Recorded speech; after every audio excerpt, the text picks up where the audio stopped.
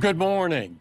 Welcome to Apple Park. So everybody, the Glow Time event has come and gone, and I'm extremely excited to talk about all things iPhone, iOS, and everything in between. I do want to say that I'm going to focus on the things that were announced that will be readily available, come probably by September 20th for most, say, hardware and a software feature. There's a lot of Apple Intelligence stuff that is related to the features that are coming out, which will not be available on day one and will not be available until later. And I will be making a video covering what Apple's still missing out on, or what people are going to be missing out on with Apple Intelligence. Okay, so let's start off with the Apple Watch Series 10 and talk about all the new updates that are coming to it, because it got some interesting updates, especially when you compare it to its more expensive, bigger brother, the Apple Watch Ultra 2. So first and foremost, this is going to be the thinnest Apple Watch that we're going to have, and also going to have the biggest screen we've ever had on any Apple Watch, including the Ultra. They had this side-by-side view that shows it's a tiny bit bigger than the Apple Watch Ultra screen, especially when you consider that it does go off on an angle towards the edges of the screen. It's going to be a much brighter display, maxing out at 40% brighter than the previous display, especially when you're talking about the angles that it's coming in. And as I said, it's going to be the thinnest Apple Watch ever at just 9.7 millimeters in thickness. This will be equipped with a brand new S10 chip, which will help from an efficiency standpoint, as well as help with a lot of Apple Intelligence things in the future with Siri and things of that nature. And now we're getting a bunch of new colorways, as well as a bunch of new build material. So the first ones will be the traditional aluminum casing, which would come in 3 different colors, which is going to be the shiny kind of piano jet black color that's coming in, a new rose gold, and then the classic silver version. And then we're also going to get a polished titanium version, which replaces the stainless steel version, which I think is going to be amazing, because it's going to reduce the weight by about 20% compared to the stainless steel version. And these Apple Watches will charge even faster than before, giving you about 80% battery in a 30-minute charge. Then Apple did introduce some new fitness features or some new health features for watchOS 11, alongside the new Series 10, which is going to have to do with sleep apnea and sleep apnea detection, and being able to find out if you have that or not, which I think is going to help a lot of people. And it looks like these Apple Watches are getting more and more health focus and fitness focus than anything else, which I'm all for. Now these Apple Watches are going to start at $3.99 for the aluminum version at 42 millimeters, and then $66.99 for the titanium ones. And you can pre-order them today, with the new size being 46 millimeters on the higher end. So Apple Watch Series 10, I think, is a nice little upgrade. And then to quickly mention the Apple Watch Ultra 2, nothing has changed. It's still the same Ultra 2, but does come in a new black colorway, which I think it's nice. So then Apple moved on to the AirPods and that whole entire lineup. And it was a little interesting what Apple's doing here with this situation. So first off, they released the new AirPods 4, which is their 4th iteration or generation of their original AirPods from 2015.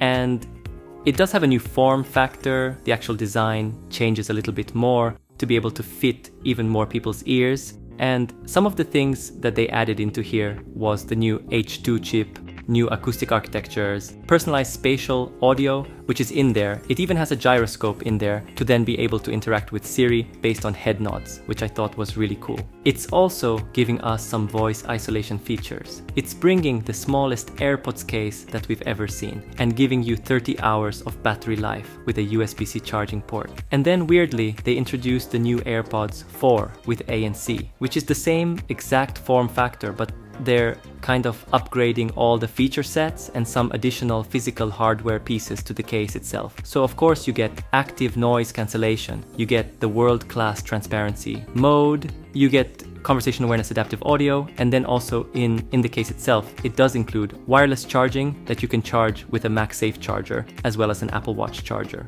or any CH2 enabled charger. And it also brings a speaker in the case for Find My support. Then they introduced new AirPods Max in a bunch of new colorways and with USB-C. And I don't think anything else changed with those. And they're 5.4 649, which I think is interesting. I've never purchased them, and I don't plan to purchase them. And then lastly, they didn't introduce any new AirPods Pro. But they did introduce a new AirPods Pro feature for the ability for it to be a hearing aid for some people with some mild hearing problems, which I think is going to be great. And it also has a 5-minute hearing test in there that's built into it, which is clinically approved, so I'm definitely going to be taking that to see how my hearing is. But I think it's going to help a lot of people moving forward, because I already know people use things like conversation boost in order to boost up the volume of people speaking to them, because they are hard of hearing but they don't think they need an actual hearing aid. So it's kind of falling in that in between. That does help people out that maybe they don't know need that help from a hearing perspective. And now let's get into the cream of the crop,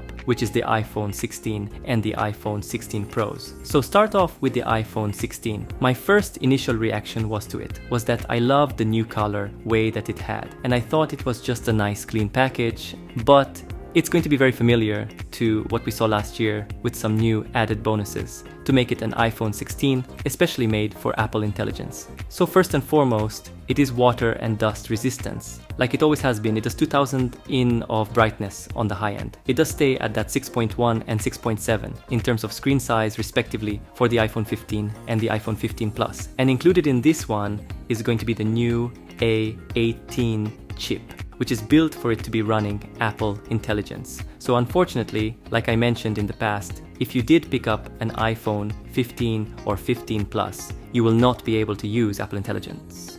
In some context, to give you from a chipset standpoint, you do have a 3 nanometer process, which is the second gen. So they're kind of making sure that it's getting even more efficient and even faster. You have a 6-core CPU, giving you a chipset that's 30% faster from previous model. Then you also have a 5-core GPU, making it 40% faster than the previous model from a GPU perspective. And then they added a new button called the capture button.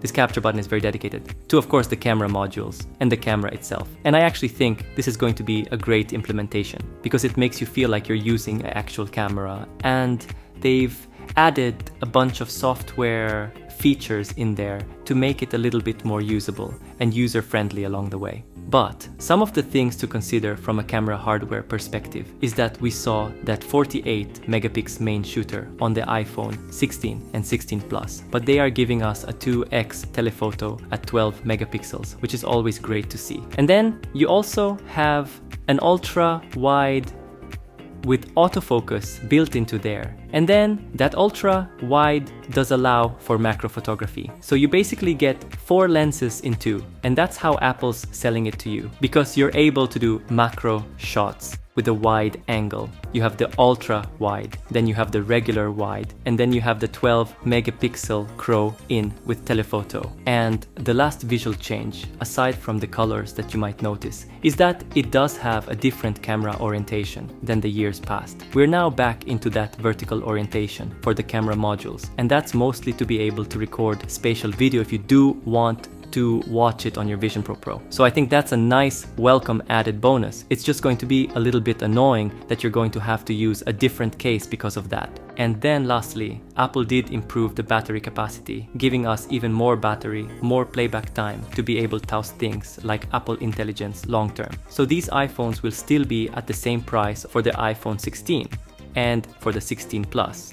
You can pre-order them on Friday and they'll be available on September 20th. And now let's get into the 16 Pro and Pro Max, which is the ones that I'm going to be getting and mostly focusing on. And I'm most likely going to the 16 Pro Max model because I've always gone to the large ones, but this is going to be a 6.3 inch and a 6.9 inch screen respectively for each of these models, making it the biggest iPhone screens that we've ever seen, with the 6.9 getting into that iPad mini territory in my opinion. And this will be equipped with a new A18 Pro chip, and we'll touch on that from a contextual standpoint in a minute. But then they also, from a screen standpoint, now have the thinnest bezels, which we spoke about in a leaks and rumors video. So we're going to have extremely thin bezels, reducing the actual footprint. Even though we're increasing by 2 inches from the screen size, it won't feel that way as much because we do have such thin bezels. and then it's going to come in 4 different colorways. We still have the dark black, the white, the natural titanium. Then finally we're getting a new desert titanium color, which from what it looks like has a nice kind of brownish copper hue to it, and I think a lot of people are going to like that. Again, similar to the 16 models, this is going to have the best battery life because they did increase the battery capacity in these phones to be able to generate enough battery for not only the camera systems and things like that, but also for Apple Intelligence. These does come equipped with a 16-core neural engine, making it 17% faster from a memory standpoint compared to last year. You have a 6-core GPU making it 15% faster as last year, and then a 6-core CPU for 15% faster than last year. As well, again, you're only getting incremental improvements, so 15% here, 15% there. I believe the actual iPhone 16 and 16 Plus have a bigger increase in performance because they weren't ready for Apple Intelligence, and this year they are. And also that a 18 Pro chip does give you the ability to have faster USB 3 speeds, as well as advanced media features. And finally, 2x better ray tracing, if you are into the gaming world. And then finally, let's focus on the cameras for the iPhone 16 Pro and Pro Max. What's nice about it this year is that there won't any differentiation between the 2 camera systems. Last year, we only had a 3x telephoto on the Pro and then a 5x on the 16 Pro Max. This year, they both get that same 5x telephoto lens. But we do get a 48 megapixel camera, which Apple is talking about, because it does give you that 12 megapixel crop in. But then we're also getting a 48 megapixel ultra wide compared to 12 megapixels of last year, which should give you some pristine macro shot, and then much better ultra wide photos and video. Because as we all know, the ultra wide video on the iPhone 15 Pro and Pro Max gets a little bit more grainy compared to the regular main sensor. And then from the video standpoint, you do get a new cinematic slow-mo shot, which I think is awesome to see all in one shot. And then from a video standpoint, you get some new features, like being able to record in 4K at 120 frames per second. You also have cinematic slow-mo, which I think is awesome to see, so giving you even more cinematic shots. And then you're also able to record in ProRes and in log at that 4K 120 FPS to an external SSD.